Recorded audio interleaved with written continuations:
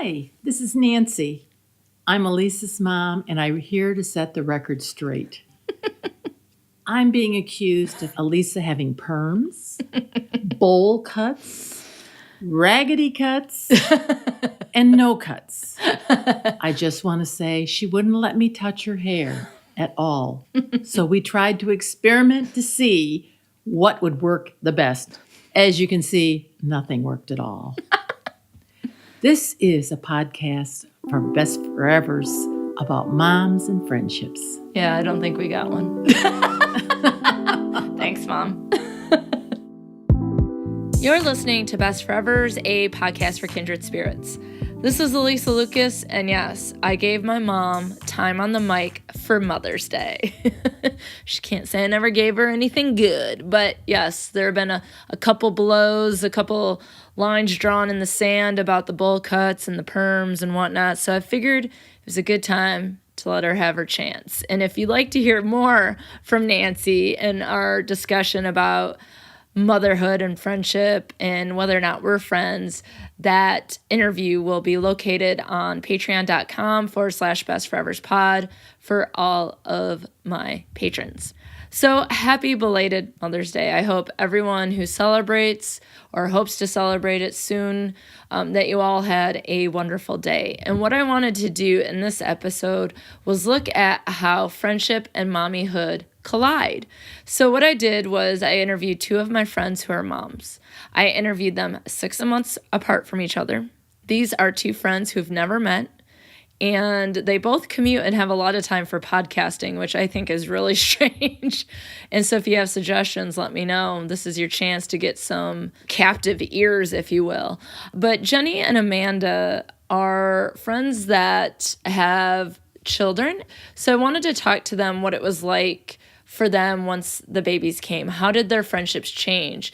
And with Jenny, we talk a lot about her friendships, but we also talk a lot about her son's friendships, which I love. I think Shane and I are just kindred spirits. And then Amanda and I have a frank conversation about what it means for non-mommy friends to be friends and for mommies to be friends, that we look at it from all different angles. And what I really like about this conversation is that although these were 6 months apart, two different people, they talk a lot about trying to do everything on their own as moms, talking about loneliness, talking about change in identity, talking about needing support, talking about making time for friends.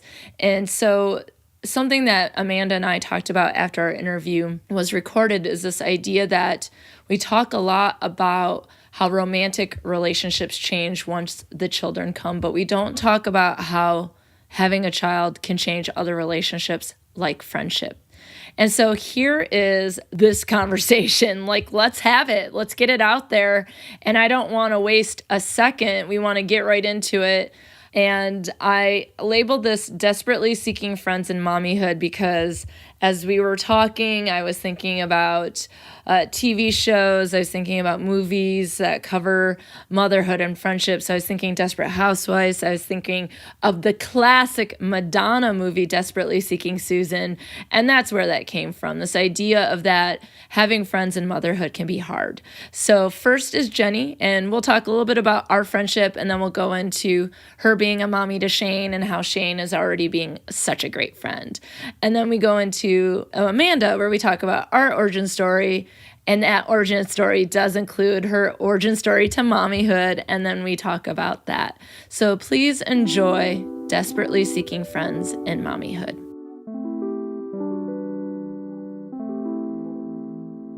Hi, Jenny. Hi, Alysa. So I'm here with Jenny, one of my good friends from graduate school. We went to Michigan State together. And so we're going to talk about a couple different things. But of course, I'm really excited about talking about our origin story because Jenny has no idea. It's so bad. It's fine. And that's actually something on the podcast that seems to be a trend or something that's really common. And it's just people become friends. And, you know, sometimes we remember, but most often we don't remember at all. So I guess I'll start with you. Do you remember anything about us meeting in graduate school? I remember that it happened in graduate school. So there was an era that we became friends, Yes. but you have no idea how. The actual instance of our meeting, no. Okay. Was it in Boyson's interpersonal class? It was the research team for Stacy Smith. We were on her research team, headed by Aaron, who was a fellow graduate student. He was a PhD student, and we were both masters. Well, no, I was an undergrad. Oh, that's right. It was my first year. Oh my God, yeah. So I don't know if I know this story. I feel vindicated now. You were an undergrad. I was a an first-year undergrad. master's student. Because in that group, I remember a bunch of undergrads from the Undergraduate Communication Association that we had, our student organization. I found some of those photos, and then I posted on Aaron's page this summer, and some of those people were like, hey. And so I touched base with some of those people, but I remember there was a guy, Kevin, from my research methods class in the research team, and that's why I went. I have zero recollection who Kevin was. I have the picture. I'll show you point him later. out. Yeah, I don't think I'll post it on social media, though. I don't want to creep someone out 20 years later. It's not 20 years later. We're not that old. It was like 2001, 2001. 16, 17 years ago. Yeah, but it's not 20-some years ago. Close. He's probably married with children, but wife, good for you, because he was attractive. Point. Yeah, I'm sure he was nice too. I just remember him from my research methods class. But yeah, so I was an undergrad. So I met you before I became a graduate student. So that was your first year as a master's student. Yep. Emily was also a master's student on that. And then Aaron sort of ran it as the PhD student. Because I don't ever remember Stacy being at the meetings. Nope. And then Sarah would have been And so, another PhD, yeah. Yep. And so I'm just not going to do last names for those people because I don't know if they're like, don't Google me. But yeah, so we started those meetings, and then I then directly became a master's student. So we must have known each other through Erin Boyson's research team. Yeah, she's making facial expressions of like her mind is blown because she has not thought about this. Zero clue. Zero clue. She's like, it is no indication of how much I love you. It is just. I was just going to say, do you know who I am? I'm Alysa. I do remember your face. It looks vaguely familiar. Yeah. But one of the things that was the center of our friendship, and she's looking at me like she has no idea what I'm about to say. Let me start taking some video of this while I do that. So true. Just so she can see the nonverbals.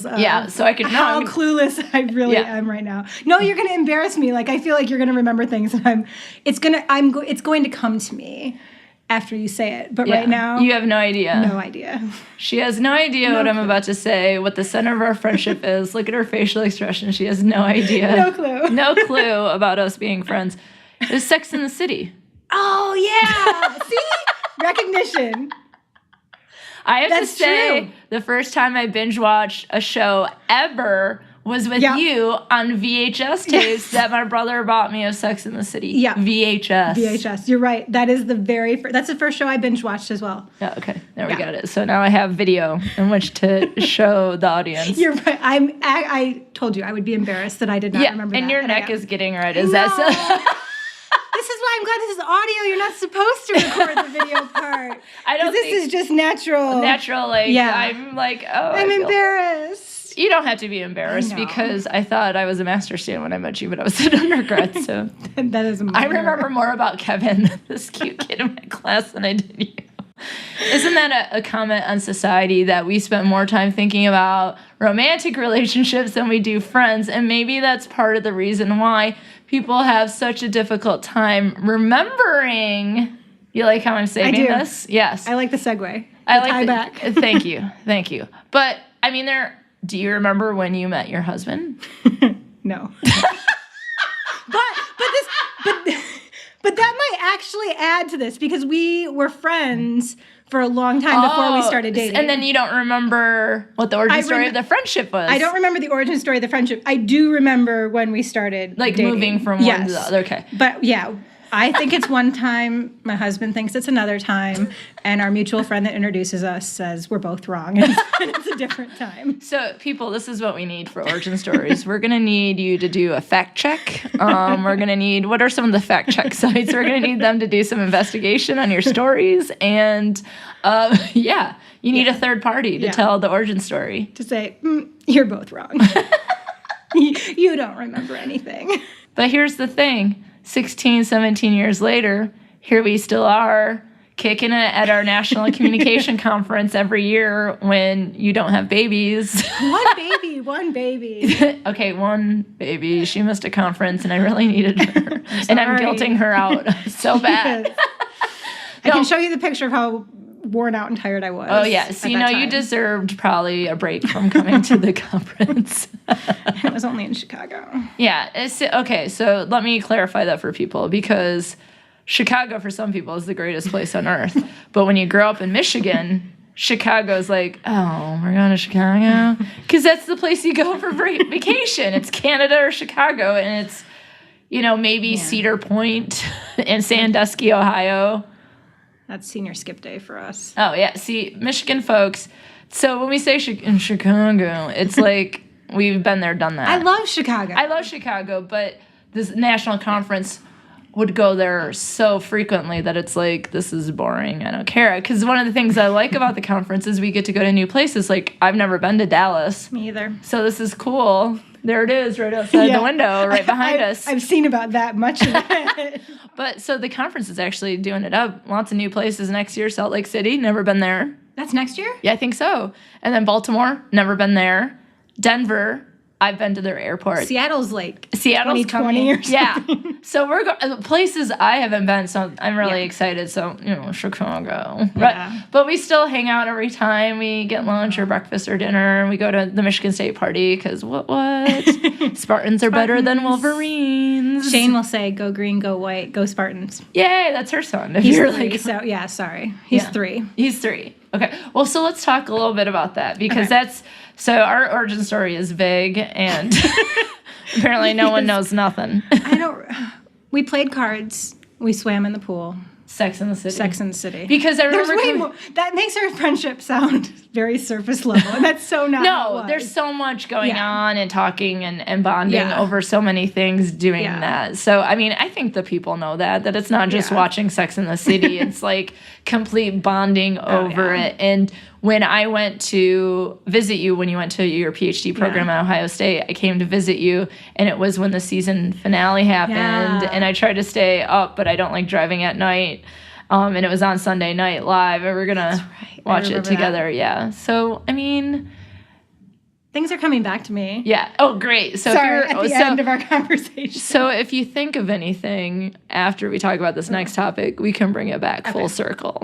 But I would love to have a clear, coherent origin story on this podcast. Well, that's my challenge to people. Write in.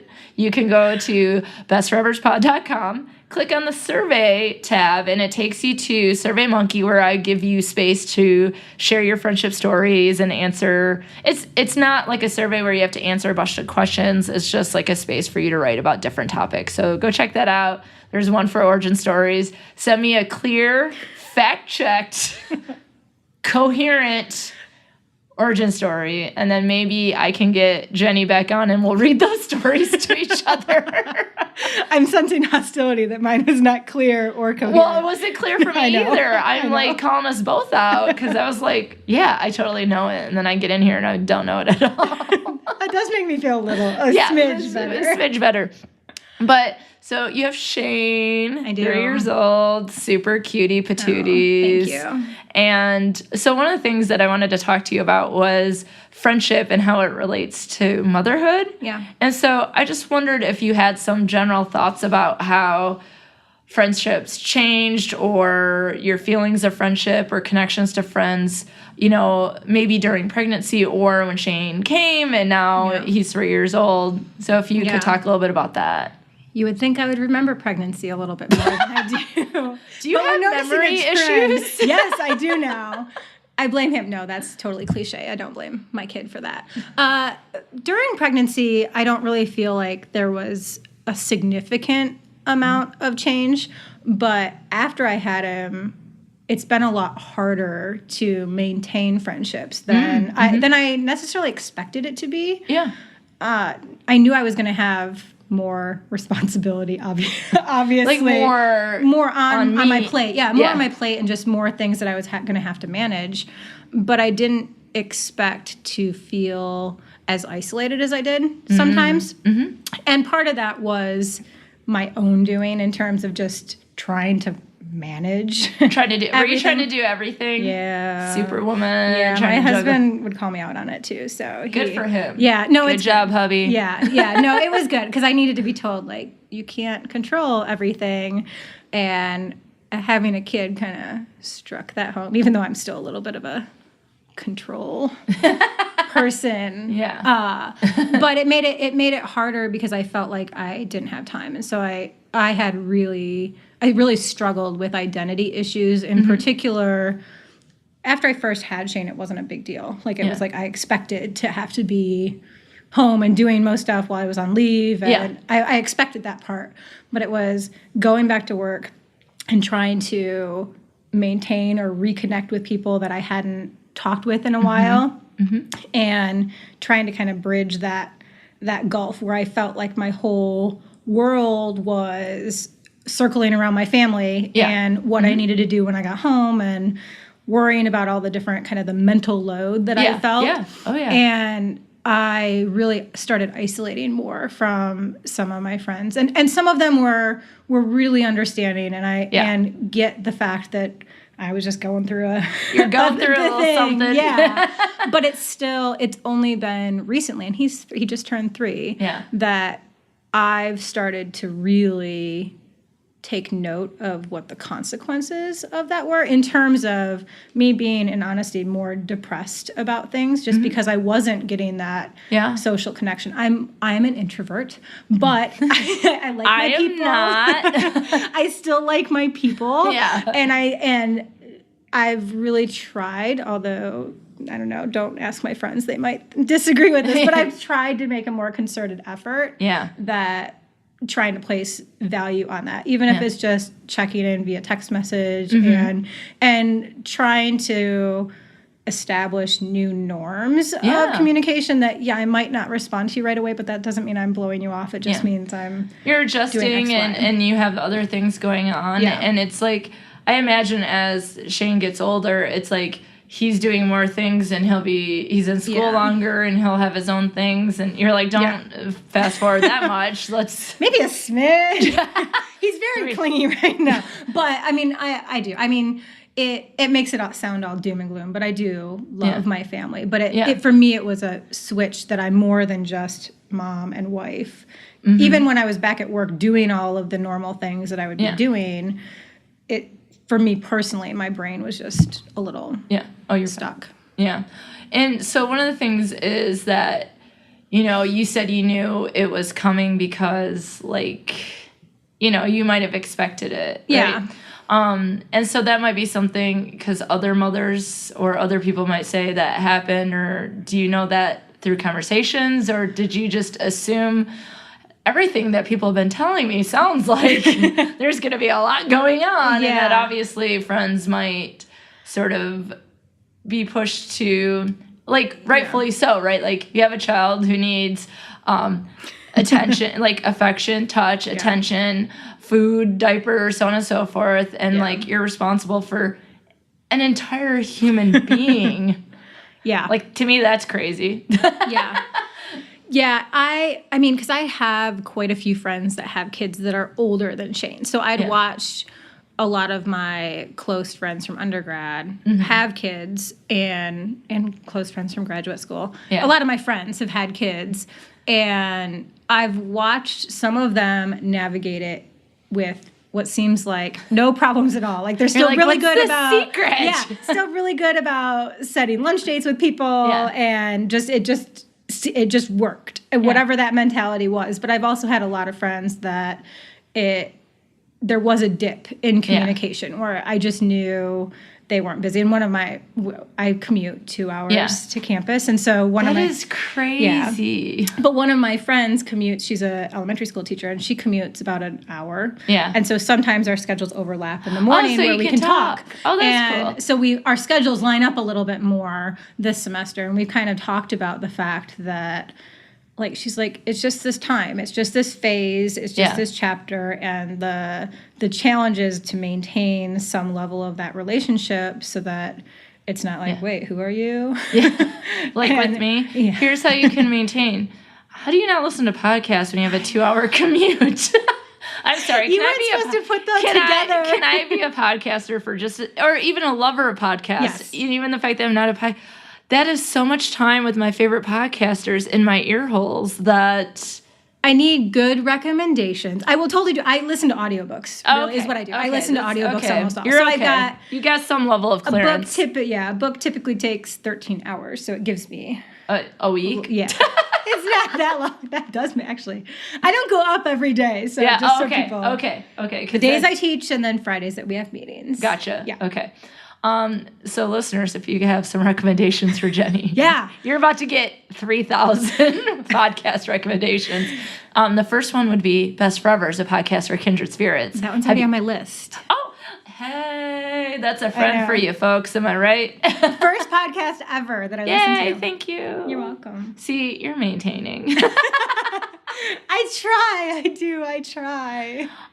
But one of the things is you said, obviously, there were some consequences. And was there anything that you noticed in terms of, like, do you see a difference in how maybe friends, because I'm single, right? So I don't, well, actually, that wouldn't even matter. I don't have children, right? Yeah. And so I don't have children unless you count my beautiful cats, Rooney and Ferguson. They are adorable. Thank you. You are not obligated to say that. They are, though. But they are. It's true. They really enjoy the podcasting, though. They come up. They like to sniff the microphones and stuff. But so I don't have children, and so, but I do have friends like you who do have children.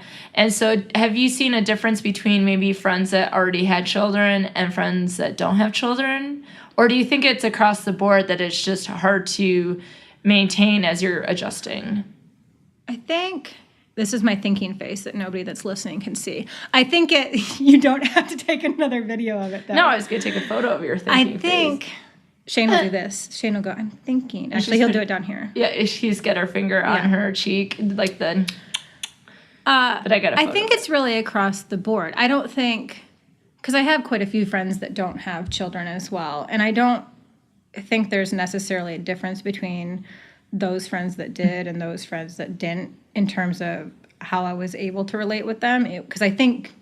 Well, this is my anxiety speaking. I think it's more me and my side of the relationship than their side. So it was kind of as I worked through that transition and worked to kind of reset what my expectations were and then communicate that out. Yeah. It took me longer to kind of communicate that out in terms of what I needed and what I was feeling. Well, it might take you, I imagine, as an introvert that has anxiety, and I'm using words that you've already described. Yes, right? You are. No, Yeah. That would take some time, like processing, right? And then communicating when you're ready. But I can imagine that there are a lot of people out there that there might be differences. Like, for example, having kids and feeling like single friends don't understand, or child-free friends. I say that because I'm single and don't have kids, but there are plenty of people who are married or in partnerships and they don't have children or plan to be child-free. But I can also see that, like, that maybe, mothers could be more understanding because they've gone through similar things. Or if they have a child that's a different age than Shane, they're in a different phase. And so then that might be difficult to maintain friendships, because you might not have play dates if their child is 8 and yours is 3, that probably makes a difference. He likes to be active, but that's probably too big of an age. Yeah. I mean, I think it makes which I think does lend to some of the friends that I've made most recently do have kids that are a little bit closer in age. So literally parents at the same daycare that Shane goes to. Yeah. Well, that's what I was going to ask you about. Like, that I imagine having a child creates a whole world of new relationships, right? Because you have... Does Shane have friends? Shane does have friends. I just love it. Sorry, like, not assuming that he wouldn't, but, that children start to have friends around 2 or 3 is like when they start to identify those sorts of things. Yeah. And it's all play-based at this stage. But he'll come home and be like, so-and-so is my best friend. But he has lots of best friends right now. Lots of them. Shane speaks to my heart. Yeah. He's definitely a little lover. Like, he is friends with everybody. Well, almost everybody. Is there some kids he hates? Now that he Let's has, get the gossip, the 3-year-old the gossip. 3-year-old street gossip. Yeah. No, well, now that he is very vocal and has a ever-expanding vocabulary, he will tell me, so-and-so bit me, or so-and-so pulled my hair when his hair was longer. So he doesn't tend to like those children quite as much. Bullies. They are bullies, like little 3-year-old preschool bullies. They actually just separated him from unacceptable. A bully. Yeah. Keep your teeth and your hands to yourself. Yeah. Poor Shane. But other than the kids that are actually bullying, he does have friends. Yeah. Well, he doesn't hate people. Right. Sorry, that's me, like, as a 39-year-old putting, like, gossip on a 3-year-old who's like, no, it's just I'm learning and developing and making friends and learning what's right and wrong. And he'd tell you, that's not nice. Exactly. You know what? It isn't nice. Yeah. Keep your teeth to yourself. Go, no, thank you. No, thank you. He'll also say, that's ridiculous. Oh. Yeah. I like that one. I do too. It's kind of cute. Sometimes it's hard not to laugh.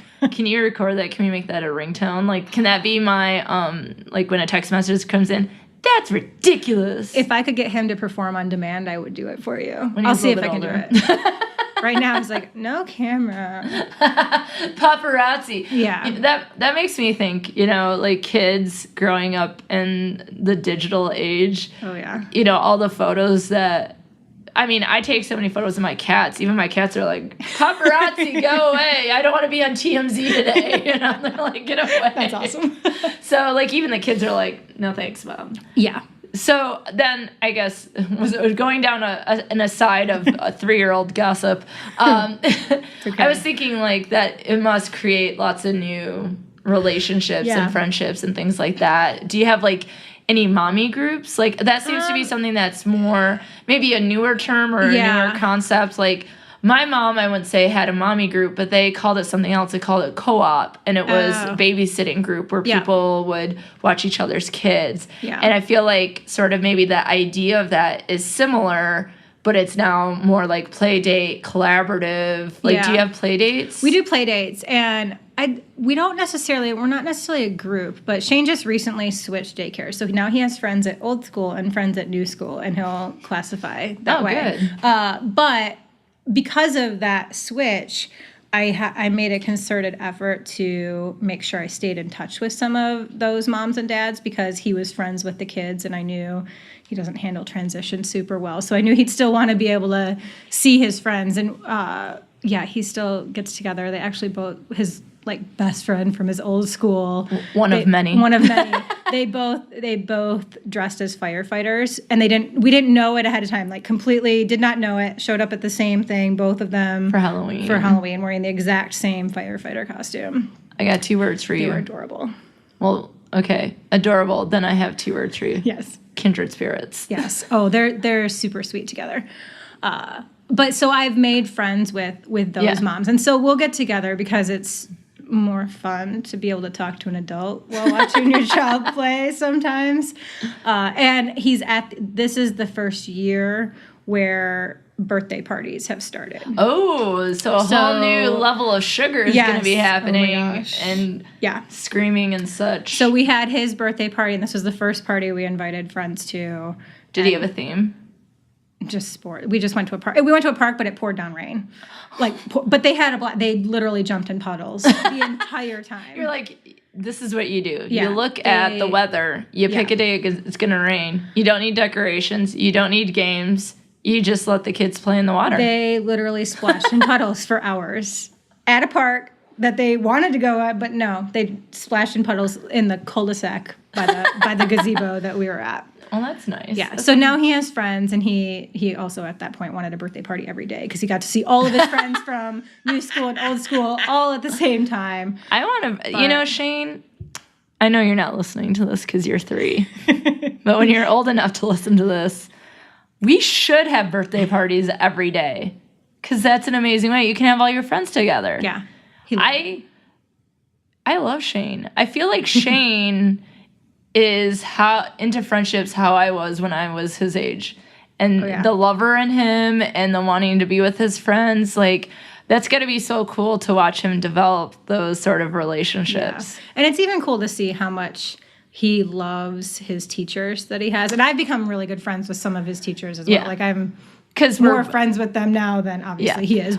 And just as a reminder to listeners that we're both college professor, so we teach at the university level, but have, I feel like I can connect to any teacher no matter where you teach at, Yeah, same basic. And basic ideas. Basic ideas, yeah. People are on their cell phones. You have to get them engaged. Get the 3-year-olds off the tablet.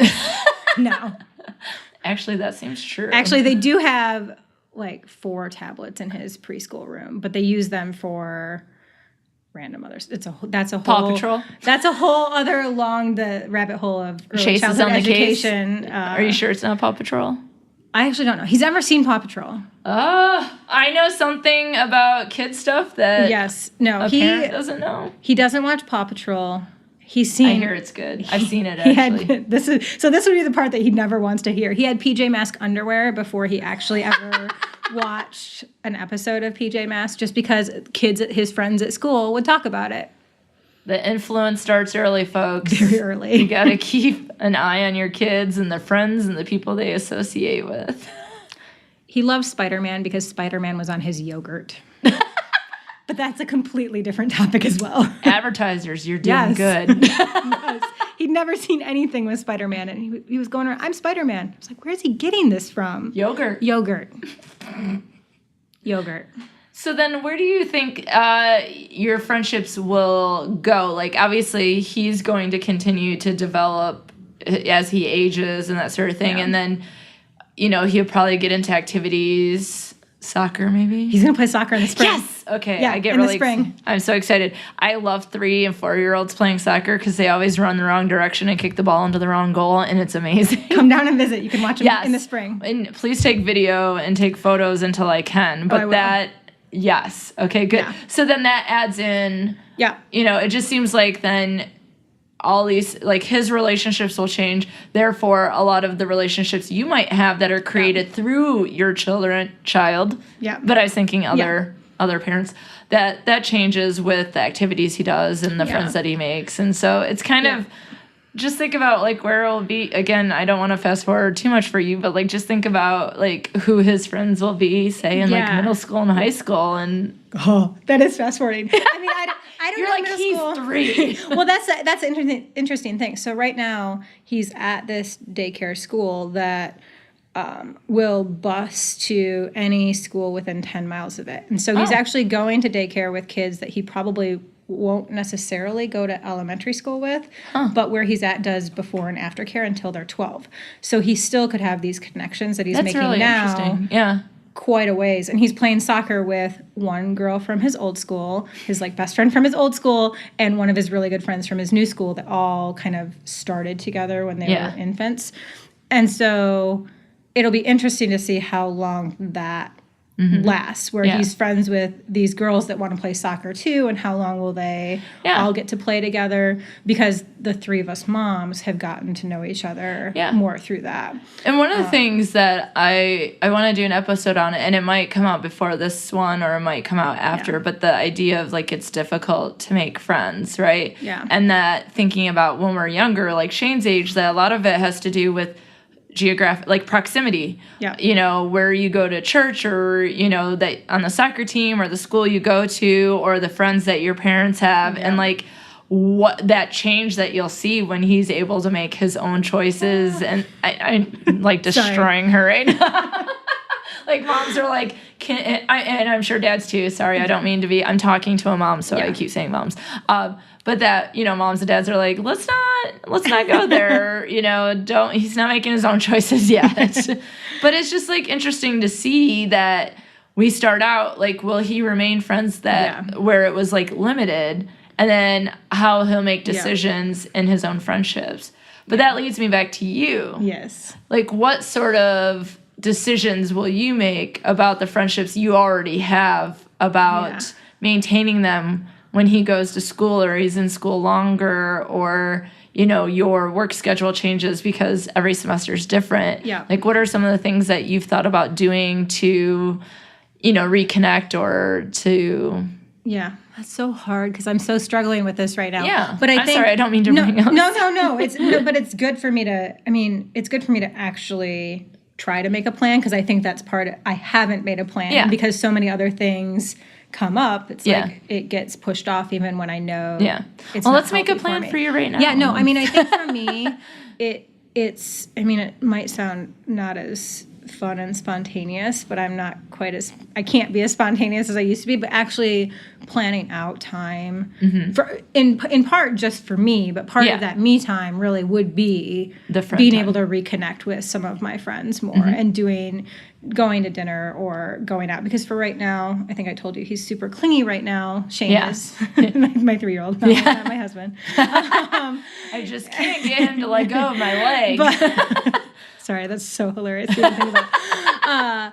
And so I struggle even, like I feel a lot of mom guilt, even just going to dinner when I know it's going to put me past bedtime, because he wants me to be there. Mommy? Yeah, he wants me to be there. So I struggle with that aspect of it. But I think as he gets older, my goal is for it to be normal for mommy and daddy to have time together, and mommy and daddy both to have time with their friends, or separate, even mommy and daddy to have time alone for themselves. Exactly. Like I want that to be normal for both parents to have time to themselves and time with their friends and time with each other, so that he can see all of those healthy relationships, rather than thinking, I mean, not that I don't love him, but rather than thinking that the world revolves around him, because I don't think that's healthy for him as a kid. And so I think it's important to maintain those relationships. And part of it is just make a concerted effort. Like I think I told you with my friend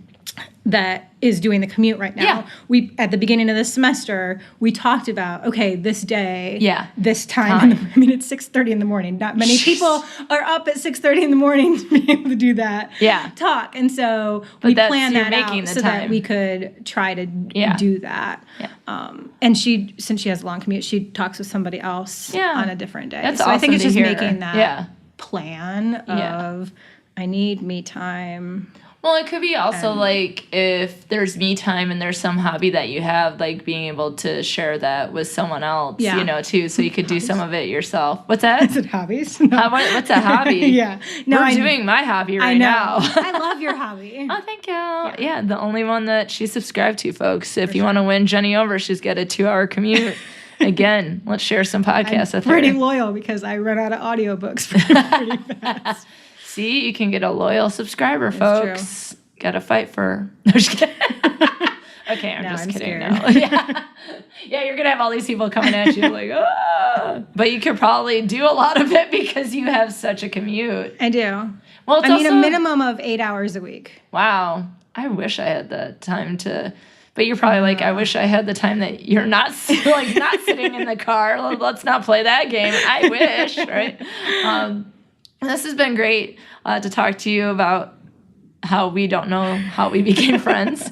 But also I think it's interesting to sort of explore, the difficulties that can occur in friendship, and that includes motherhood. And if I ever had children, I imagine that I would experience something similar to you, like trying to how do you make that adjustment? You have so many new things going on in your life, and you have the human being that minor detail, a whole human being, right? And just Yeah, so it's like partner, it's, child, it's house, it's friends, it's other family, it's workplace, it's colleagues, that we have so many things that we have to balance, and everyone's life is different in terms of how they can do that balance. And so I appreciate you sharing those difficulties with me, but I'm also really excited about your plan, in terms of like talking on the phone in the commute. That's such a great idea. And so maybe when we have difficulties, and maybe it's not because of mommyhood, maybe it's because,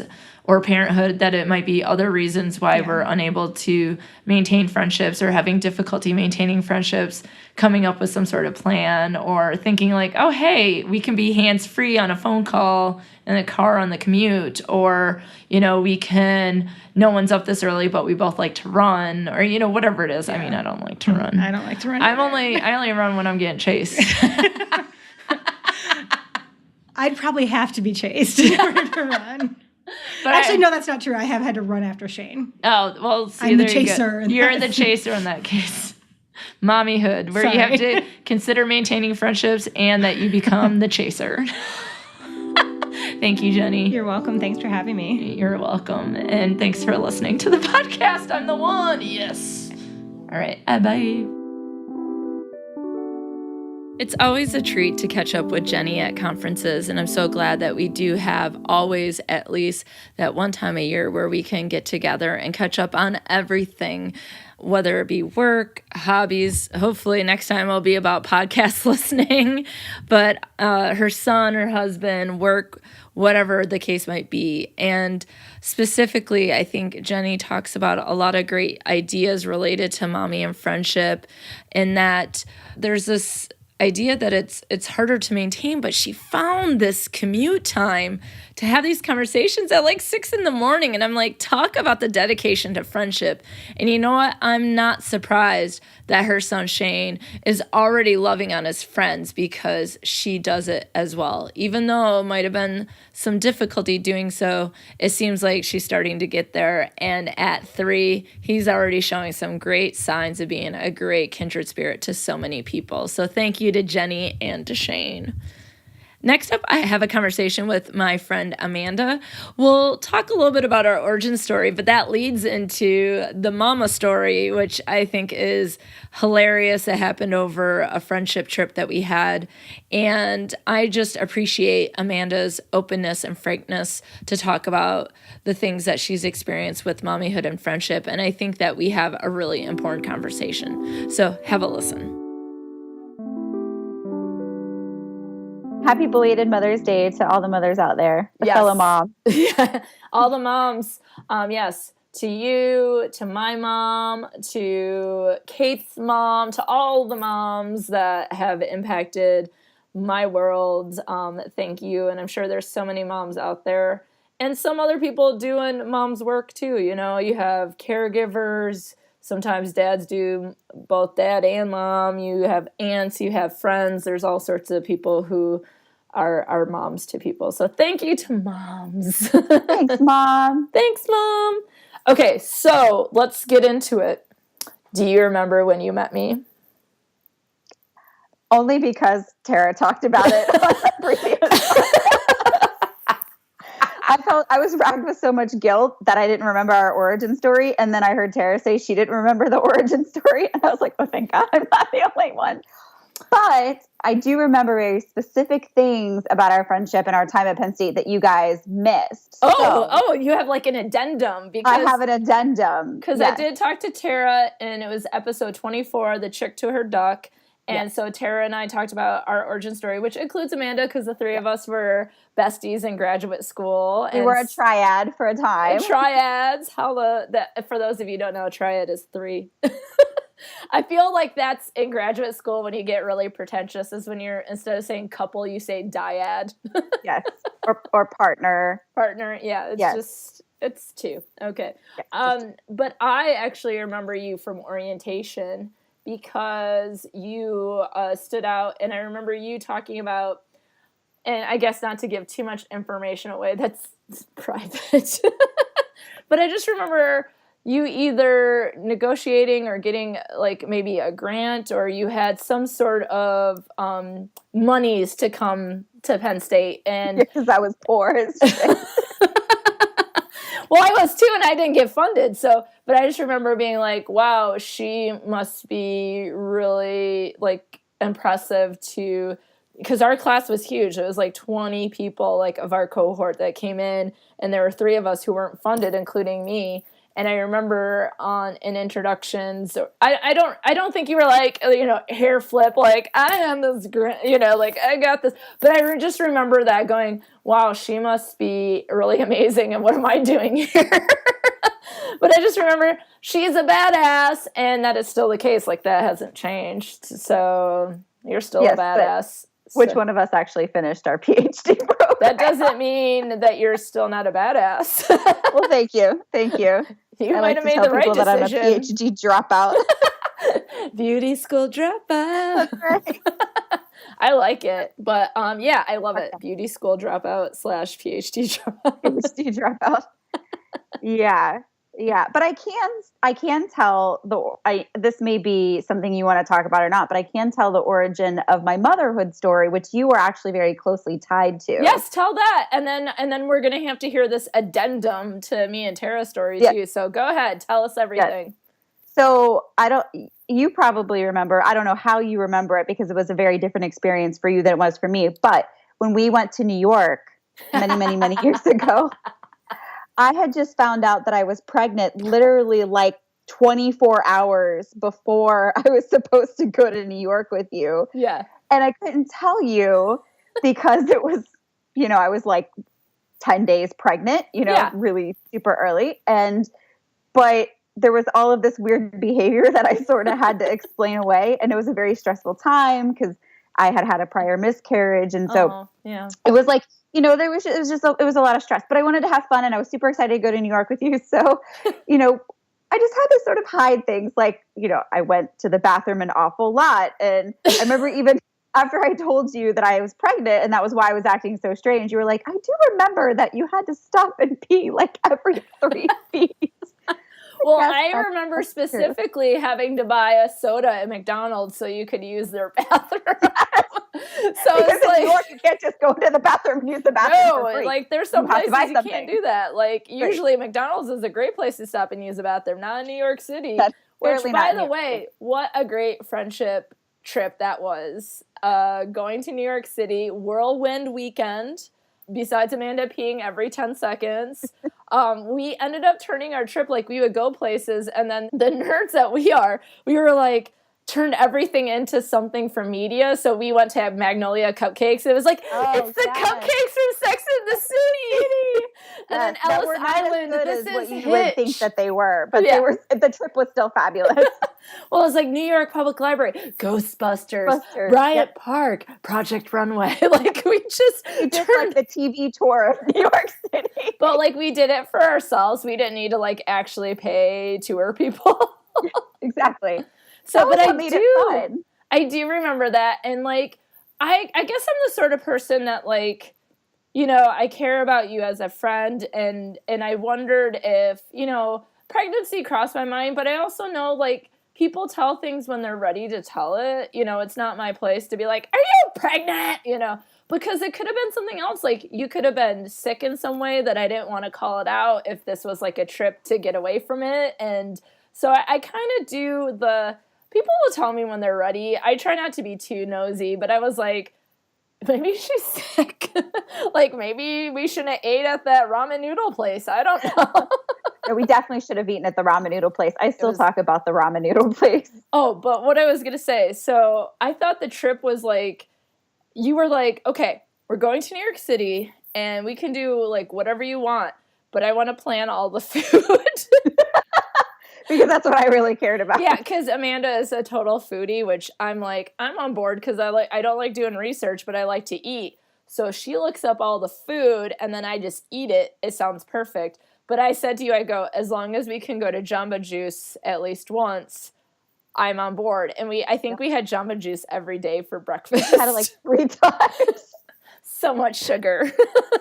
It was, but we walked it all off because remember we walked all the way from like the bottom of New York City through Chinatown and the really sketchy part of Chinatown where like, I almost got sent into sex trafficking. the guy opened the secret back door, and Alysa's freaking out because she's going, "Oh my God, you're going to get us killed." I'm like, "It's fine. This is how it works. This is how you buy the good fake purses." And she wanted to buy fake purses, and I'm in the basement of a dirty building being hushed and shushed and moved along by people that I'm afraid the garage door is going to open and I'm going to get shoved into a truck. But maybe that's just the murderino in me that's like, I'm about to die. Well, to be fair, this was way before true crime podcasting had its heyday. So I'm pretty sure that now there's no way I'm getting in the bottom of some basement in some sketch place back alley in New York City. Because that's where you go to die. So, yes. Oh my God. I seriously was like, this is how human trafficking happens. And I was like, and I actually, the purse that I got, because I ended up buying a purse, I sold it at a garage sale this summer, and I made some money off of it. So. There you go. See? So I didn't die, and I made money off of it. Perfect. But and we had delicious ramen. This is what I love is like that, you know, we had these things in common, like graduate school, and so much like the story with Tara, we had classes together, and we would do Sex and the City night, and we would drink. And I remember some of the days when Tara wasn't there, like I came over and you, Mark, tried to teach me about NASCAR and Mark is her husband. And it was like a rain delay race. So it was like, I was all there like, all right, let's learn about NASCAR. And then it was just like the lead car was going around because there was some sort of like rain delay. So I never learned about NASCAR. But you also showed me how to make pierogies. And then there have been trips where we got to do like Harry Potter World down in Florida. And of course, you and Mark's wedding was a blast to be a part of. And, you know, staying in contact online. I think we would both agree, and we talked about this before we recorded, that we definitely should be talking more and seeing each other more for sure. Yep. And so if this episode does nothing but bring us together more often, then we've done our job. I agree. I think what's so unique about our friendship, and at least among the other friendships that I have, and I don't think this is unique to friendships that are formed in those kind of pivotal times like college or like grad school. As you said, I mean, I live in Charlotte, you live in Michigan, Tara lives all the way in Las Vegas. Mm-hmm. You know, so we are completely spread apart and we don't talk as often as we do. And thank God for Facebook, or we probably never figure out what was going on.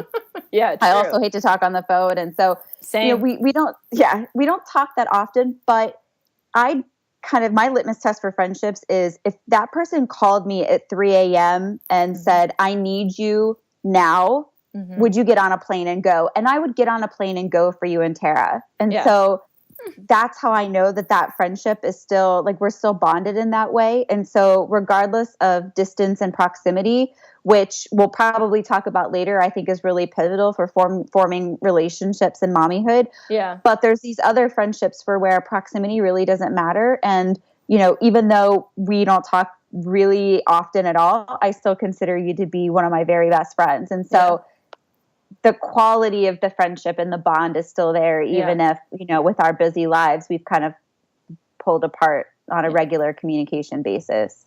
Yeah, I love that idea of like that defining friendships isn't necessarily by maybe how frequently you talk or how frequently you see each other, but this idea of who would you pick up and drop, or who would you drop everything for? And you're definitely one of those people as well. Let's make that real clear.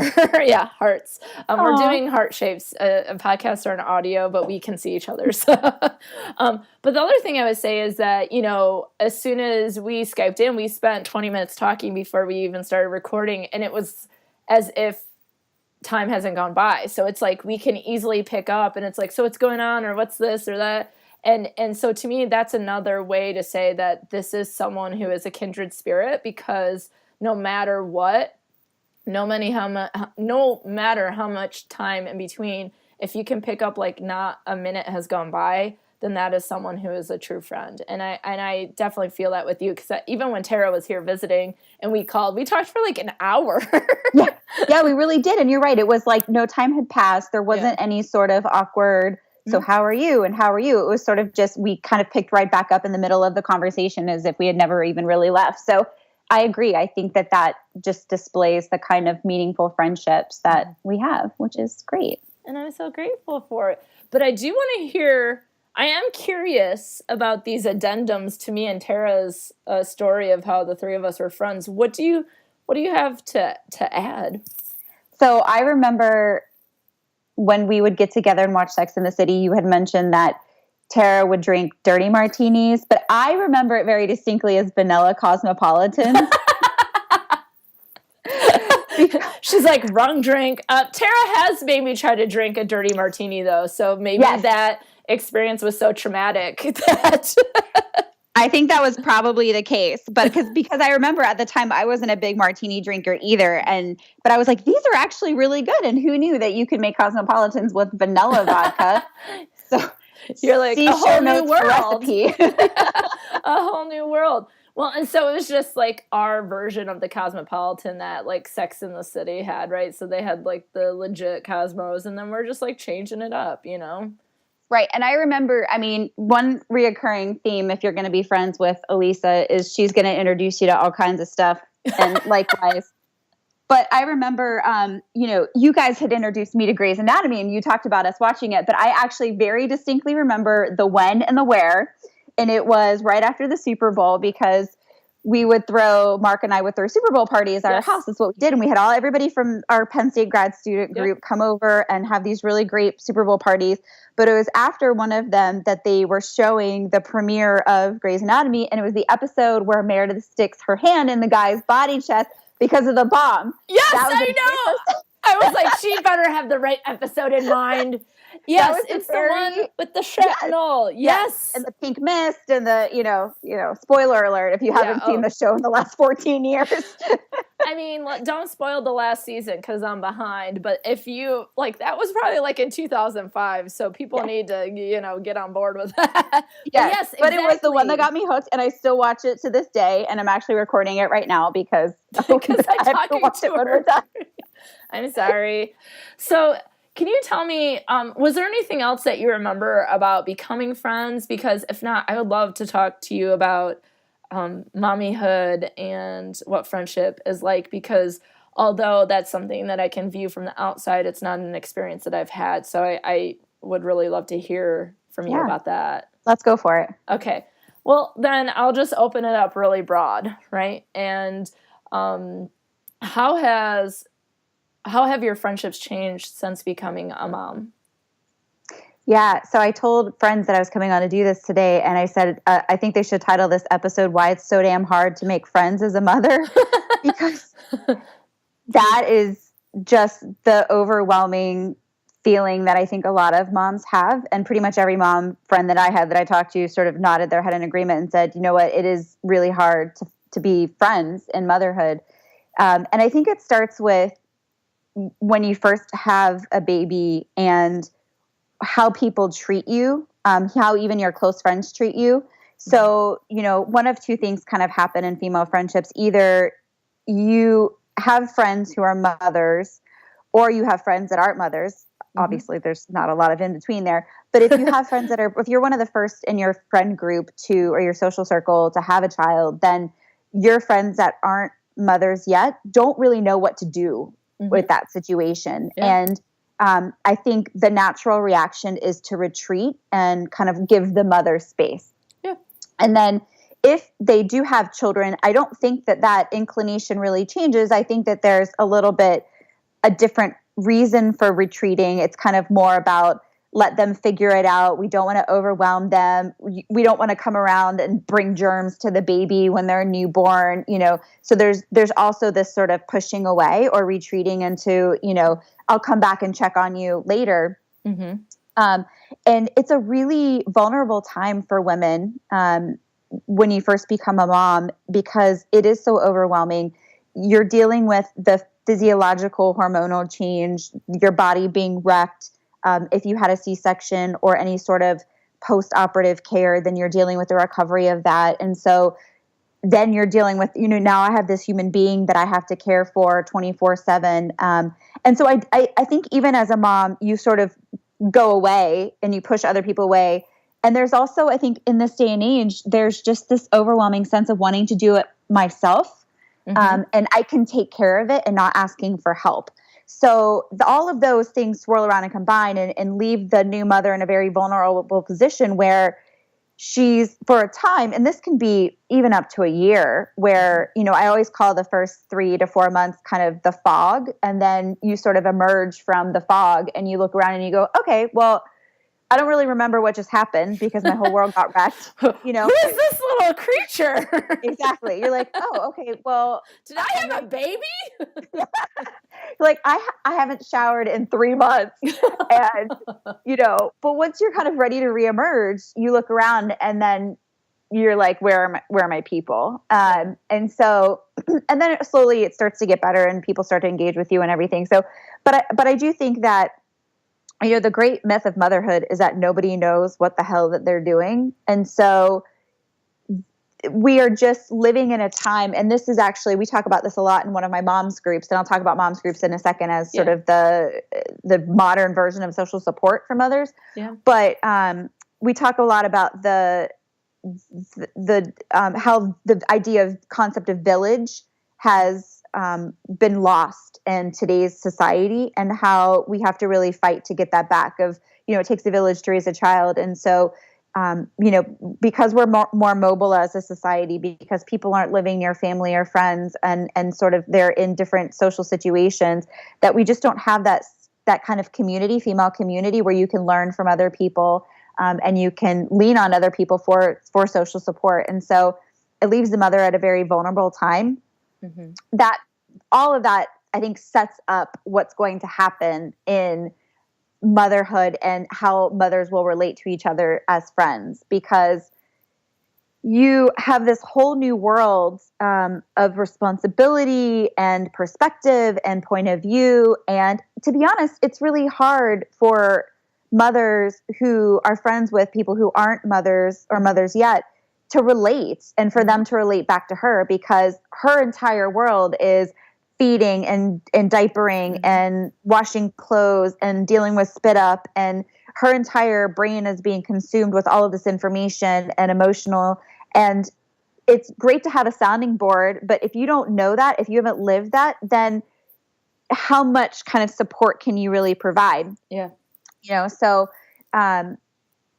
what happens to those friendships in those moments? And, it is kind of a caricature or stereotype in media of, the mom that has the child and the other one that doesn't. And they sort of have this awkward period in their friendship where they don't really know what to do with each other. But I do think it's very reflective of what happens in real friendships. And so I'm talking for really, I could go on this forever. Well, I was going to say, no, and I think that, from my point of view, and I don't have children, and as we were talking about before, I don't see myself necessarily having children, that I would feel the same way. Like, part of me is, this idea of, is this the time? Does the media and does the world and society set it up, when you have a baby, this is a time for you and the father and the baby, together and family, and am I infiltrating?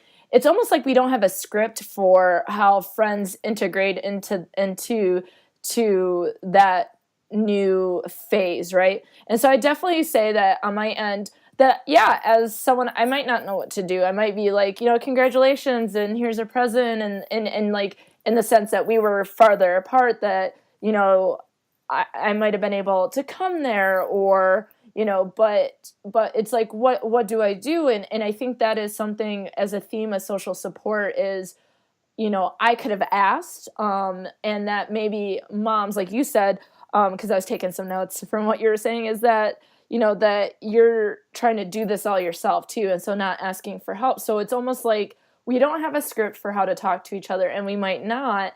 And I just remember specifically in an interpersonal class when I worked at Mansfield University, and someone was like, just talking about friendship and transitions, and like, what do you do? And I said, well, my friend Kate just adopted a baby, but it still feels weird, where she's like, so Juniper did this thing. And then I'm like, yeah, Rudy totally did the same thing. Like, I have a cat. Like, how do you, like, friends usually share stories of similarity, and a cat is not, although I might call them my children or fur babies, and that is, like, I know, a whole nother discussion about what people think about that, and that's not the topic here. Although I might consider them my children, it is not the same thing as having a human baby.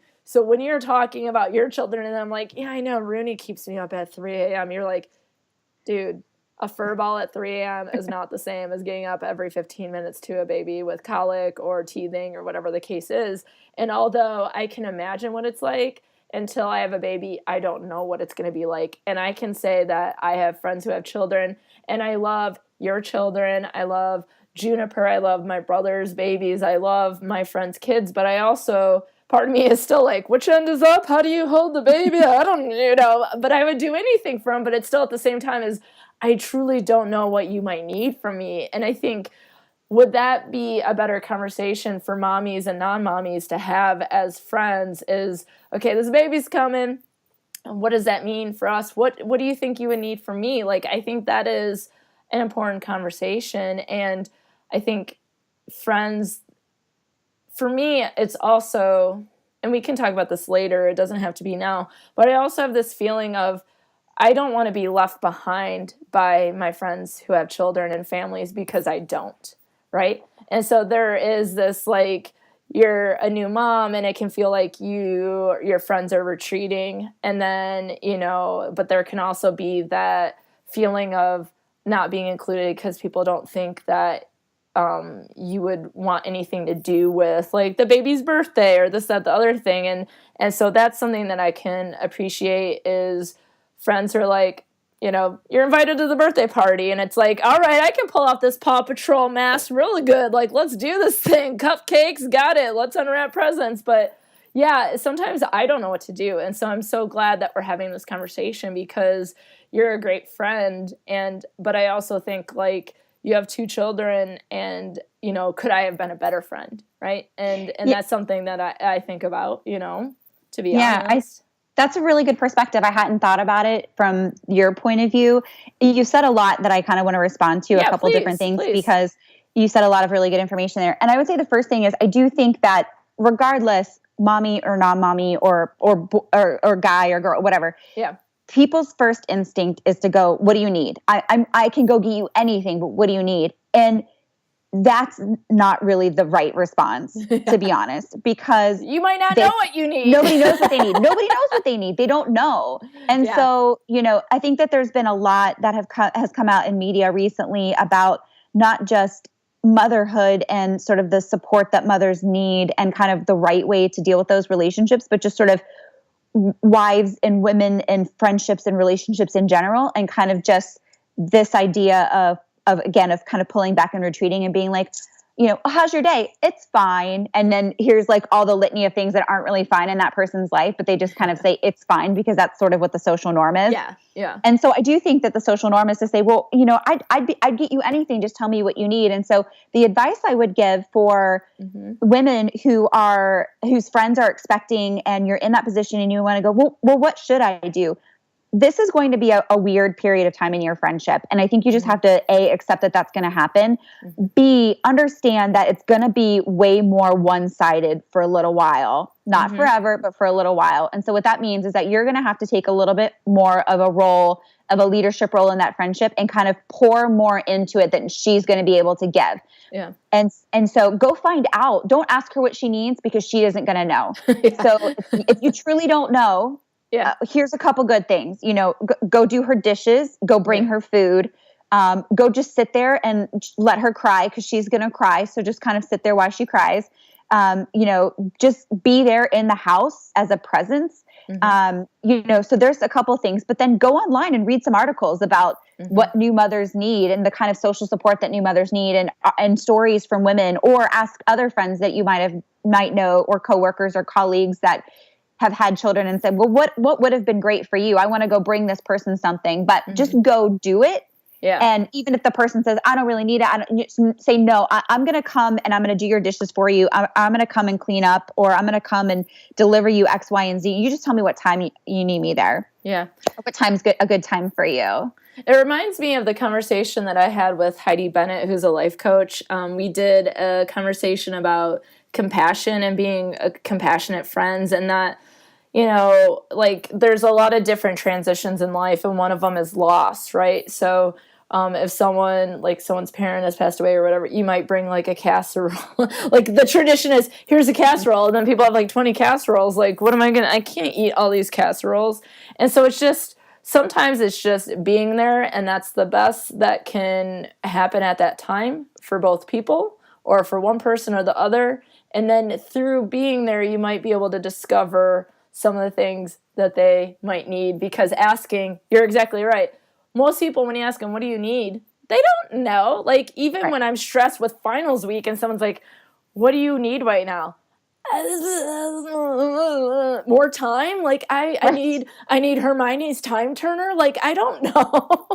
So I think that's a really excellent point. And so it is, there's also a level of education that can come. So I really like the idea of like reading articles or talking to other people who have had children and been like, what would have been great is, X, Y, or Z. And then knowing your friend, you can be like, well, I know they're not going to like X, but Y is the money. So I'm going to get them so much Y that they're just going to be like, oh my God. Right.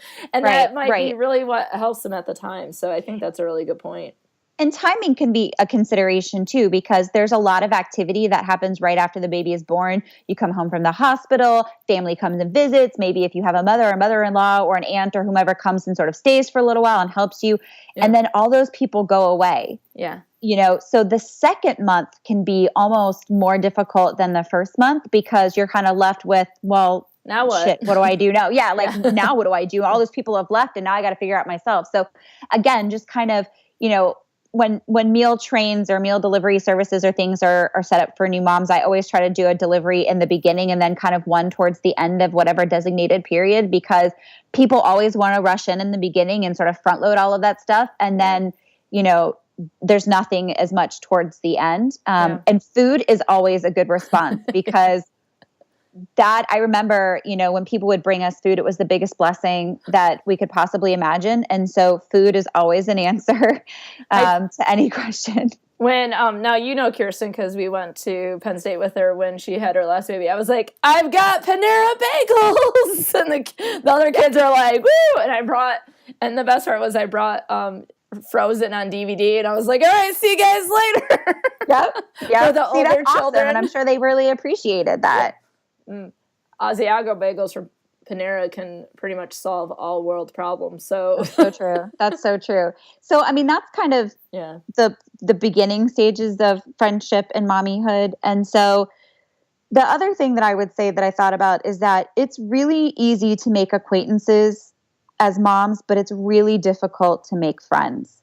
And I would say that from the outside view, and I think this is really interesting, is that would you say that a lot of the people you know now are through your kids, right? Like through school or activities or anything like that. So from an outsider point of view, it might look like you have a lot of friends and then like, how do I fit into this? But what you're saying is those might be a lot of acquaintances and not necessarily strong, deep connections. Yes. And I think that's interesting. Tell me more about that. Yeah, so 100%. So I think it's easy to go, okay, well, I have the availability. My social circle is definitely bigger now, right? Because I have one kid in elementary school. I have one kid in daycare. I see a lot of the same moms and dads at soccer or gymnastics or taekwondo or birthday parties and so we get a chance to talk a lot, and there's play dates. And so, I've gotten to know some of the moms, and sometimes they'll invite my daughter to go over to their house for a play date and vice versa. And so there's all of that. But again, if the litmus test is kind of, if I'm stuck in traffic, who do I trust to go pick up my kid from school? Or if I'm in trouble, who do I call for help? Yeah. Which is kind of, again, my litmus test. Yeah. I don't know that I have a lot of friends that I would qualify in that way. There are people, sure, if it was an emergency situation, I know I could call on, but not somebody who I would feel really comfortable and not guilt-ridden and, about making that phone call for. And so I think what happens a lot, it happens to a lot of people, not just moms, but I think moms are overwhelmingly lonely. Yeah.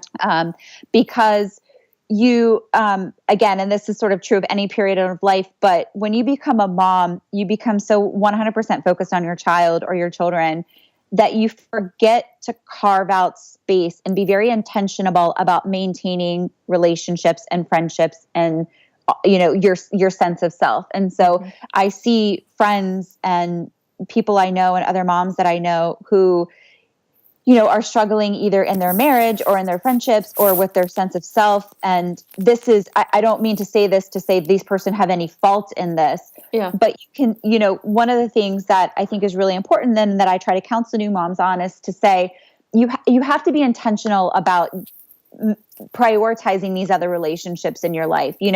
Do the date night with your husband, do the coffee with your friend. You're not going to want to. You're not going to want to leave the baby or your kid, or you're going to know that, you're dead tired at every night, because you're not getting enough sleep, and being a mom is so hard. But if you don't put into those relationships, they will be damaged. And so that's that. When I talked about that, your friendship will be weird with that person for a period of time.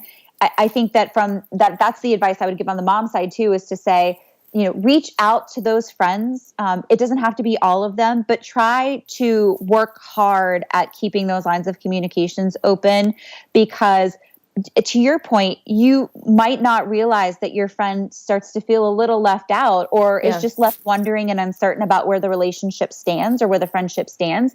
And so you don't want to be told that you have one more thing on your plate when you feel like you have a million things and the weight of the world is literally resting on your shoulders. But I think if you can carve out just a little bit of time to devote to that, then it will help the friendship really be nurtured in the long run.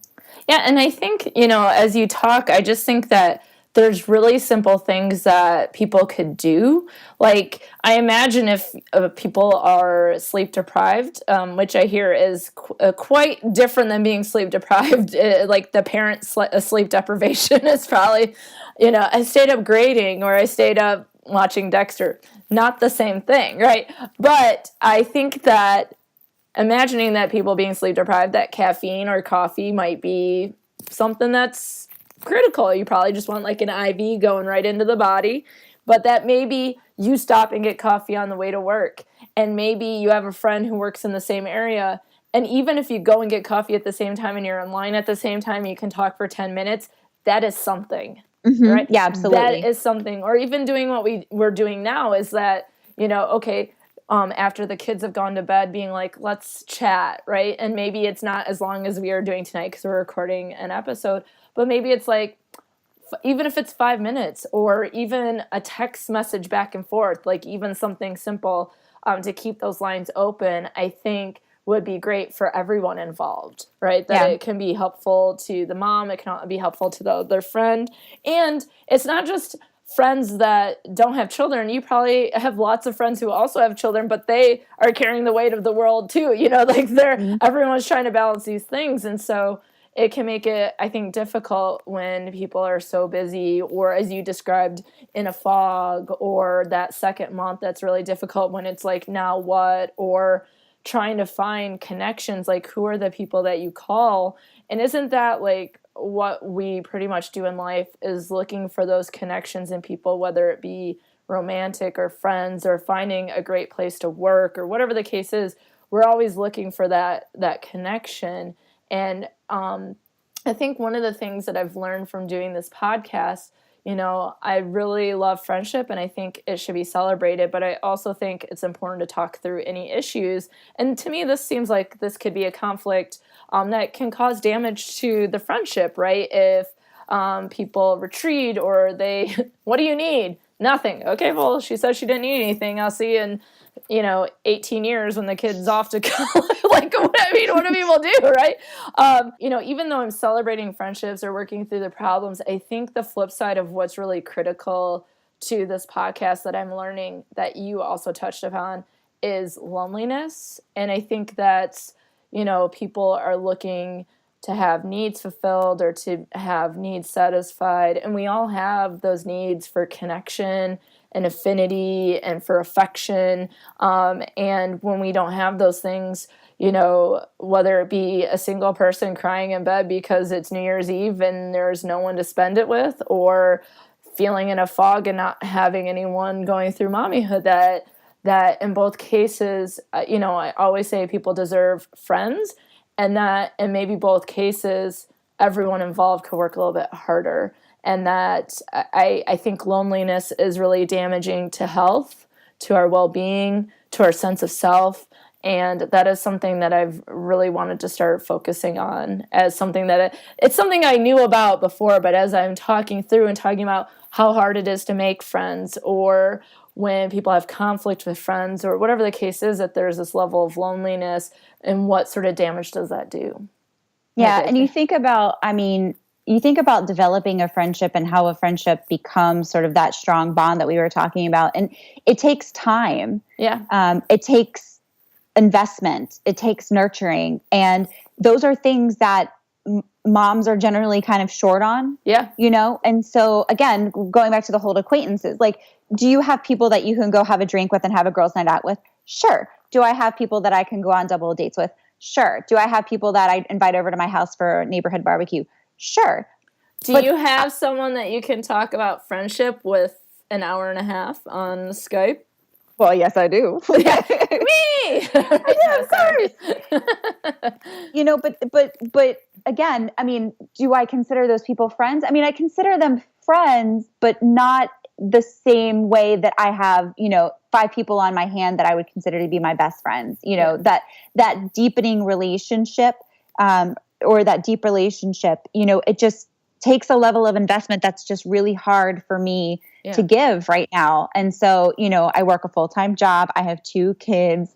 I'm committed to health and fitness, and I have other hobbies. And so there's just what time is left over for friendship. We talked about how little we talk, and it's a shame, really. And for somebody who I love so much to not be able to really talk to them very often, that shouldn't happen. And yet it does. And so I'm very deeply thankful for those kinds of friends that I can come back to and be like, I'm really sorry that we haven't talked in like 18 months, but let's talk again. Yeah. But the reality is that not all those friendships sustain in that way. Yeah. And, when you moved, I moved to Charlotte 2.5 years ago, and it wasn't until I made a big move that I realized how important proximity is in developing friendships. And when you don't see somebody every day, or once a week, it's hard. It takes work to maintain that friendship. And there are friendships that are definitely worth it, and then friendships that weren't. Yeah. And they just sort of didn't survive. And so, but again, if you're not with that person all the time, then what about the people that you have around you for when you do need that social support, for when, in it's not just about mommyhood, but in all lives, but especially again, kind of in motherhood, like, who is there to help you if you need help? Yeah. If you very practical, if you get locked out of your house, does anybody have a spare key? Yeah. Do you have a ride to the airport if you need one? That's not Uber. Do you, there's like those little things those are the roles, the very practical roles that friends play in your life. Yeah. And if you don't have that in your close proximity, then what do you do? Yeah. Then I think that I'm kind of, to be honest, like that's kind of something I'm struggling with recently too, because one of my very best friends just moved. And so I don't have anybody that bonded, that's in my close proximity anymore. And so though I have these deep friendships, I have you, I have Tara, I have, other 2 best friends in Florida, another best friend now in Iowa. Yeah. I still feel lonely because, who is going to take me out for drinks on my birthday, or who is going to, have a dance party with me, or who is going to, hang out with me on a Friday night. If I have the kids and I don't have a babysitter and I just need somebody to come over in their pajamas and have vanilla Cosmos and watch Sex in the City. Well, how long is the drive to Charlotte? Like 14 hours. I'm driving now. See you on Sunday. Yeah. That's the thing is that, and I have to say that, I had some familiar or similar feelings just even about 1.5 years ago when I was thinking about moving from my apartment. I was like, should I move to Lansing where my parents are? And Kate lives there, and some of my other friends live there, Anne, and I'd be closer to Tierney, who lives, another hour away. Should I do that and commute? Because, I I have colleagues and I have friends, but a lot of them, you know, they do have families. And so it's like, I can't be like, all right, it's Thursday night, let's go get drinks. Because they're like, oh, well, I'm putting the kids to bed, that sort of thing. And so then it was also, I had that feeling as well, is that, you know, living by myself and not having a partner, not having children. Yeah, like my birthday is always something like I you know, I'm always planning it myself. You know, like, who's that going to be? And then I started making some other connections around Mount Pleasant, and then I ended up staying. And in some ways, I'm glad I did. And then other ways, I'm like, you know, Lansing still, it would be a good option too. But and then I can listen to podcasts in the car on the commute. Which is something Amanda and I also have in common. We both love podcasts. Yes. Which is what I do, because my commute's like 45 minutes to an hour every single day. So I get plenty of podcast listening in. Now, do you listen to, are there podcasts do you focus on? I know you like true crime because we're both murderinos and that sort of thing. So I know you like My Favorite Murder, and you've suggested several to me. Like, I started listening to Criminal because of you. And I love Phoebe. Yeah, Phoebe Judge's sweet, sweet, soothing voice in my ear. He's from North Carolina. So yes, I kind of want to go stalk her. You're like, hey girl, what's up? Do you need a friend? We're about the same age, right? You hear her new podcast, This Is Love? I haven't listened to it yet. It's on my list. It's so good. It's really good because she has that same sort of storytelling style, but it's all about love. And so just different kinds of love and friendship. And I mean, I tweeted at her and really I was like, do you include friendship as part of this? Because it's really good. There's like a parent one. There's actually one of the women who was, I can't remember her name, that was famous for swimming the English Channel. She talks about her experience with swimming with a blue whale. Oh. So like, it's not all romantic love, you know, it's really cool. It's on my They're list, very unique but stories. my list is long. There's not enough hours in the day, but now that the semester's over and I'm not reading or grading for classes, I have much more time to listen. But I was going to ask, like, do you listen to any podcasts about mommyhood? Do you go online? Are you you mentioned a mommy group. Is that something that's in person? Have you looked for support in other ways regarding being a mom, or looking for friends that are also moms? Yeah. So what's really interesting, I think, about being a mom in the internet age is we've been able to recreate the village model online, which is really, really important, and really, really important for kind of your own mental health, because I belong to several mommy groups, which originally started on like message boards and chat boards and the Nest and the Bump and kind of all of that place, but then transferred to be Facebook groups. And, you know, it's a place that you can go and feel accepted and understood and get social support. I mean, we have very intimate conversations there. I mean, we have been through births and deaths of spouses and divorce and deaths of children and miscarriages and postpartum anxiety and postpartum depression and some very serious topics where I don't know what would happen to some of these women or for some of these women without that kind of group. Yeah. But there's also things like, hey, I'm going to be in town and can we get together? And so I've actually, the best friend I was talking about that just moved to Iowa, she and I were part of the same Facebook moms group, and we just happened to live down the street from each other in Florida. And so we met for like, you know, coffee one afternoon and then just became friends ever since. And now we've been friends. Our oldest daughters are 2 months apart. Our youngest, her middle, and my youngest child were born 2 days apart. Oh, so that's cool. You know, we have kids in similar life stages, and now I'm Mark and I are the godparents of the third child. So that's awesome. That all came from an online chat group, you know, like an online mommies group. And I've met some of the other women in person and had very meaningful, you know, talks with them. And you know, you just, because if you travel for business or if you travel with the kids, you can always say, hey, I'm going to be here. Who else lives near here? And, you know, people will drive out an hour out of their way, 2 hours out of their way and come see you. And, you know, like I said, we've had deaths and unfortunate things happen, and we've been able to raise money and help support those families. And it's a tremendous, tremendous village that has been recreated online.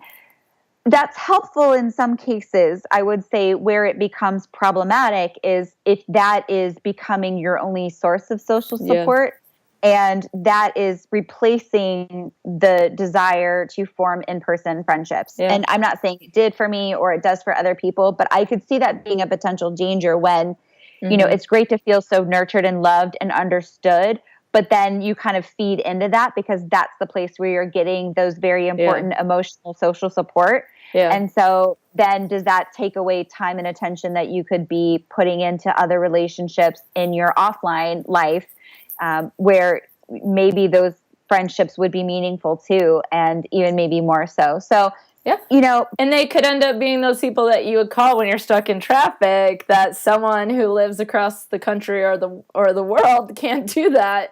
You might feel really connected to them, but having those face-to-face friendships are also critical. Like, it can all be helpful, right? It can all be helpful, but focusing only online, you might get sort of sucked into this always being on the phone or always being on the computer and not having those conversations that can fulfill other needs or other roles. Because I would also imagine that face-to-face friendships also include Mark and the girls, and that online they would just hear about them, but face-to-face they know them and learn more about them, and I would think that is really critical as well. Yeah, I mean, I can say the people that I have met offline, where I've taken the relationship and the friendship from online to offline, those have become very meaningful relationships. And what I would say is, if there are any researchers listening, McManus, that study social support, I do think if I were back in academia, I do think that studying kind of what the online model for social support looks like. And there probably exists, a lot of those social circles, those online social circles. But I think that the motherhood ones are particularly interesting because you are going there to find information. You guys have sort of talked about the 3 types of social support. Yeah. And there are times when you literally need to ask somebody, like, here's this really disgusting rash that my child has. Do I need to take them to the emergency room, or can I wait in the morning to call the pediatrician? Does anybody else know? Or my son is having these sort of behavioral problems. Has anybody gone through this? And can you tell me sort of how you coped? Or just like, my kid is batshit crazy, and everybody's like, holla, my kid is also batshit crazy. So you just kind of feel like, thank God somebody understands me and somebody gets it. And that is really powerful support. And so I think that they play an incredible role. And it's so funny because even Mark, will laugh at me that I have such close relationships with these women on these groups. And, because he doesn't understand how we could be so bonded if we've never really met each other. But these women, some of them I've known for, going on 7 years now. And like I said, we've seen each other go through these really important life stages. And in some cases, I know them better than, people in their life probably know them. And I would think so. So I love though that you're talking about like academia and when she coughed McManus, that means Tara, that you can take the girl out of academia, but you can't take academia out of the girl. But I think that's a really good point, is that sometimes you just need someone to just vent with or commiserate with and just know that they get it, And sometimes, I've had those feelings too, but maybe from the opposite angle of being like single, and I just wish someone would get how it feels to be in your 30s and single, and some of the things that are placed on me in terms of like, what's wrong with me because I don't have a husband or I don't have kids, or looking at me this way, or that my life is easy, or that it's free of obligation. And so sometimes it's just like, like there's different things. Like, I don't know what it's like to have a child, but there's also, there's other things going on that, sometimes I wish that, I don't know, I never looked online for like the Lonely Hearts Club. No, just kidding. That sounds like very something from the 60s. Professors on the Edge. Yeah, Professors on the Edge. Yes. Right. The semester So, is going to kill me. yeah, exactly. And so I think that is something, is that sometimes no matter what we're going through, that sometimes we just need people who get it. And, there might be ways in which, as your friend, I can help and support you. But sometimes there might be cases where I'm not the person, or I'm not enough at that time because I don't get it. Right. And maybe vice versa. So it is having perhaps conversations with your friends so that we are on the same page, and that we can, at least if it's that 5-minute waiting in line to get coffee, or a 10-minute conversation on the phone, or whatever, no matter what sort of phase it is. But then it's also knowing that not one person can do everything for us, though, either, right? They're not going to fulfill every single need, right? There's some things that Mark, as the father and husband, will do. There's might be people who know your daughters that can resolve something or help. And, being further away, maybe there's something that I can do. It just seems that we need, like you said, a village, that just in case of a village raising children, sometimes as people, we just need our tribe or our village, right? And that people fulfill a lot of different things for us. I think, yeah, you bring up a really interesting point too about identity, and how before there's sort of two yous, right? There's the you before you had children, and there's the you after you've had children. And motherhood changes you in really dramatic ways that are unexpected and interesting. And I always like reflecting kind of back on what that has meant for my life and for other people's lives. But that being said, I think it's important, if you have those friendships that you had before you became a mom, it can be really helpful to help ground you in who you are as a person. Because I've talked to other mothers, and I have felt this myself, is that loss of sense of self and sense of identity, and only really being able to see myself through the lens of my motherhood, and not as Amanda the person, or Amanda the wife, or Amanda the employee. And I can imagine that, I have worked throughout my children's lives, but I can imagine that stay-at-home moms maybe have even a greater sense of this if they had a career, if they were on a path, if their life kind of took a more dramatic turn, trajectory-wise, if they feel like they are a different person. And so if all of their friendships have happened since they have become a mom, then all the people really know them as is so-and-so as a mother, and kind of their entire lens by which they view the relationship and view that person is through kind of the filter of mommyhood. And so I think that can be really anxiety producing for people, and contribute to that sense of loneliness, because and sometimes even go so far as to be regretful and hurtful, and have all of these really negative feelings in people, because you just lose the sense of, who was I? I'm still me, and I'm still an important person, but all I ever talk about all the time are my kids, and I never get a break, and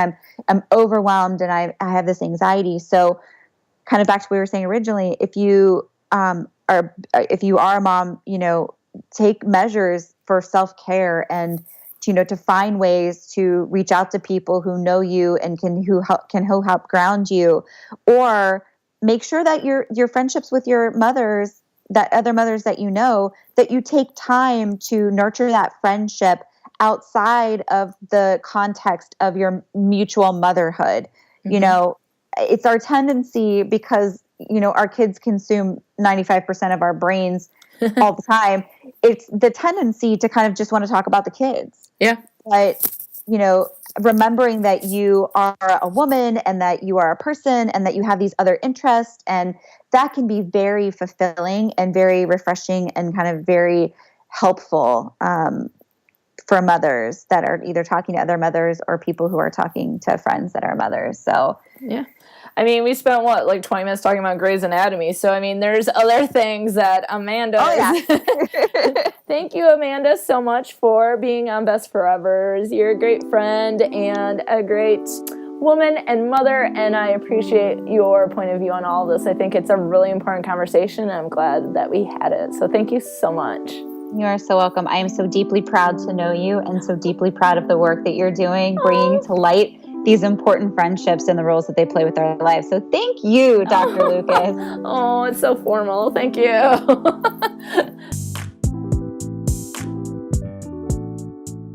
I think there are so many important ideas that both Jenny and Amanda covered in this episode that I wanted to take a couple minutes to pull out those main themes of things that we could consider, because honestly, and this it didn't make it into the interview because the interview, Amanda and I could have talked all night, but one of the things that we ended on was this idea that we don't spend enough time talking about how babies change relationships besides the romantic relationship.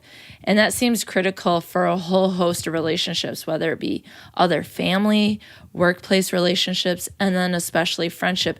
We just don't have a lot of examples or scripts for how to behave as a friend entering into a world that seems to be family only.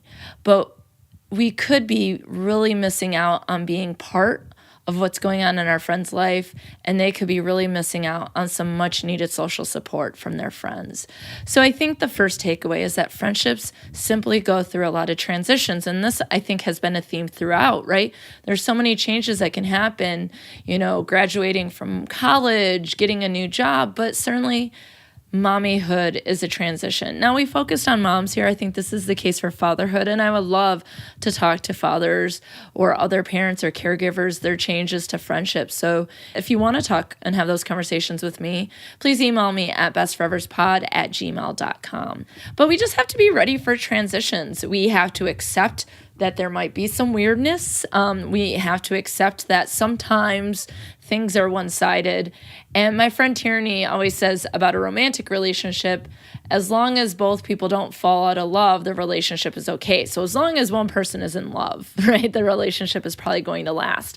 And I think we could apply that to friendship too, right? If one person is investing, you can make it through some tough times when you can get back to both people being able to invest the same amount or similar amounts. So we just have to be ready. And maybe being ready is having the conversations as you learn that your friends are going, your friend's like, I'm pregnant, woohoo! All right, let's talk about how Auntie Alysa can be part of this, or what is our friendship gonna look like, or when do I take you out for drinks so you can get away, or can I hold your hand? What would you like? And as Amanda said, sometimes we don't know what we want. And I think that's the case for everyone. Sometimes we just don't know what we want, and being there can be a really great social support tool. And as noted, Panera Asiago bagels always work as well. Panera, feel free to sponsor, whatever.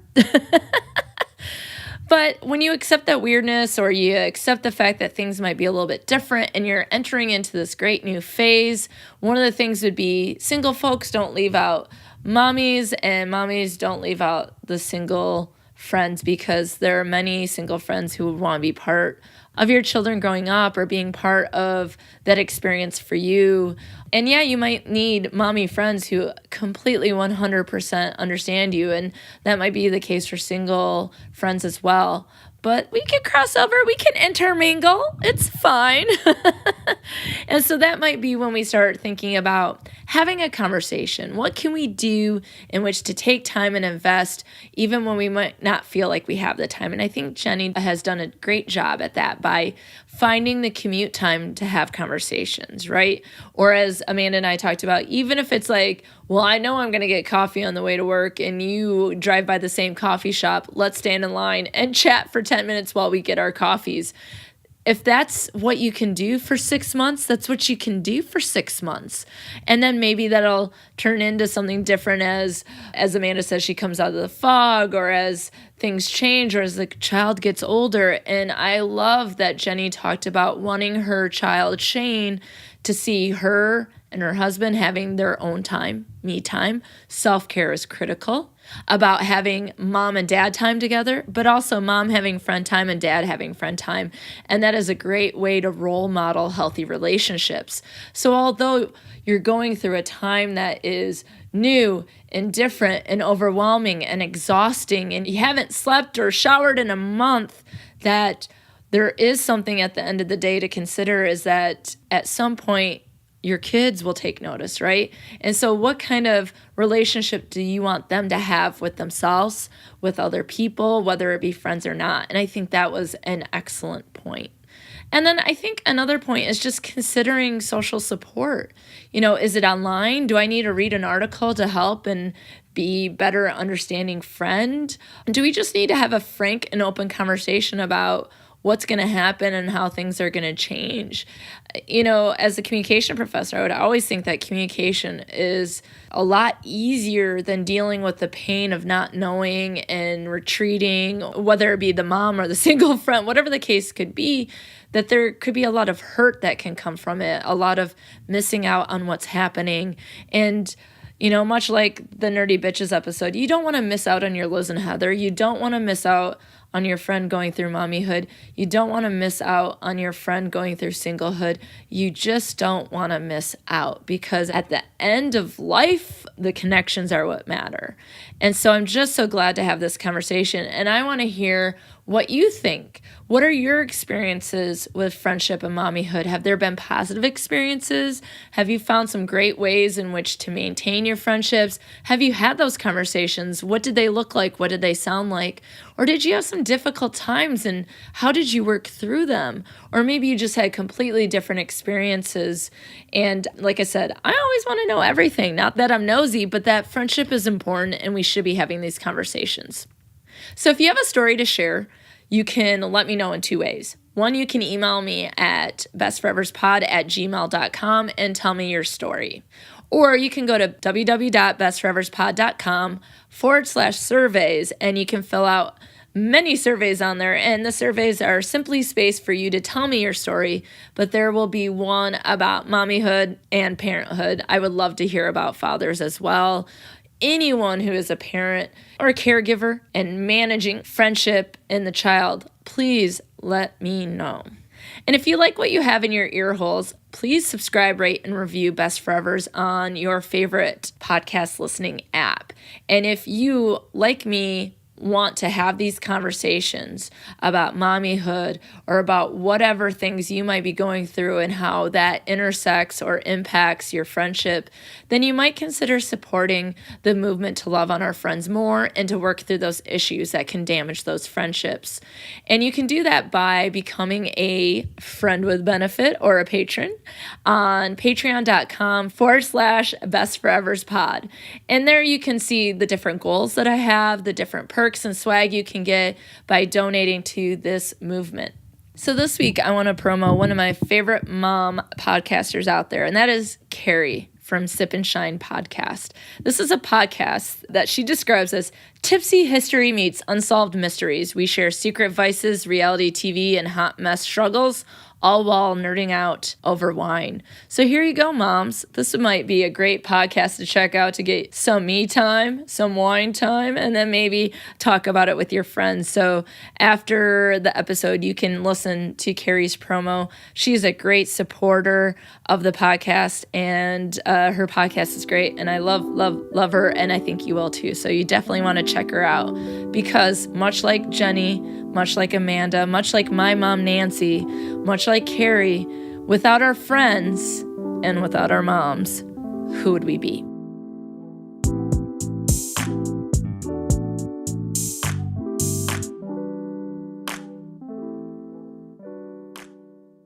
Hey, it's Carrie, and I host the Sip and Shine podcast. Despite my 13-year-old sounding voice and slight lisp, I invite you to come listen on your favorite podcast catcher, or if you're a little lazy, come check out sipandShinePodcast.com, as I chronicle stories of histories, mysteries, scandals, true crime to cults, ghosts, even a little locked up abroad stories. We probably got your jam, and we aren't judging over here. So of course, because this is an unscholarly podcast, we add in copious amounts of wine, inappropriate humor, candy, and reality TV references. So come pour a glass of wine and sip with me on this Hot Mess Express.